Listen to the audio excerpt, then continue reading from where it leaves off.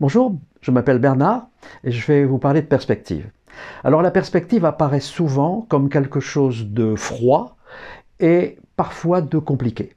C'est pour démystifier tout ça que je vais vous proposer une quinzaine de petites séquences de 3 à 4 minutes, à l'issue desquelles vous aurez un petit exercice à faire, un exercice d'application que vous ferez sur ce format-là, un format classique que vous trouvez partout.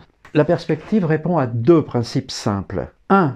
Plus c'est loin, plus c'est petit. 2. L'espace se divise en deux parties, ce qui est au-dessus de vous et ce qui est en dessous de vous. La jonction entre ces deux parties, c'est la hauteur de vos yeux, c'est la ligne d'horizon. Alors maintenant, on va regarder quelques points de vocabulaire sur la perspective. Alors d'abord, quand vous faites un dessin en perspective, si vous voulez faire par exemple un paysage, le premier choix, c'est la hauteur de la ligne d'horizon. Si vous prenez une ligne d'horizon très haute, eh bien vous pourrez ainsi, comme fait Bruegel dans Jeux d'enfants, décrire complètement un paysage avec des personnages. Si au contraire vous mettez une ligne d'horizon très basse, vous pourrez, comme le fait Eugène Boudin, travailler des personnages un petit peu, mais surtout travailler les ciels.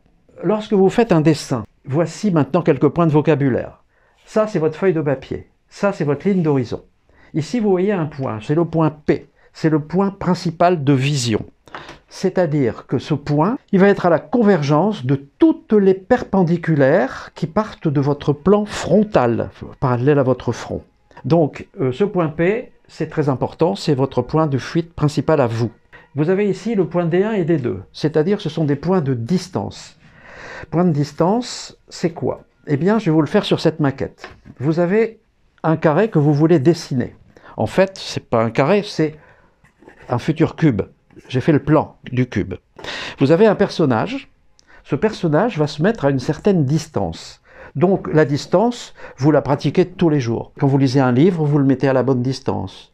Quand vous regardez la télé, vous vous mettez à une bonne distance. Quand vous entrez au cinéma, vous choisissez un siège pour être à la bonne distance. C'est-à-dire celle qui vous procure le meilleur confort visuel. Et on s'est aperçu que ça faisait grosso modo un angle de 30 degrés. Donc ce personnage va regarder ce cube et va reculer, reculer, reculer, reculer jusqu'à ce qu'il embrasse le cube de manière confortable. On va le placer là, voilà. Et maintenant, vous voyez qu'il y a de part et d'autre de lui, à 45 degrés, deux lignes rouges. Ce seront les futures fuyantes à 45, ce sont les points de distance, c'est-à-dire ces points qui seront là et là.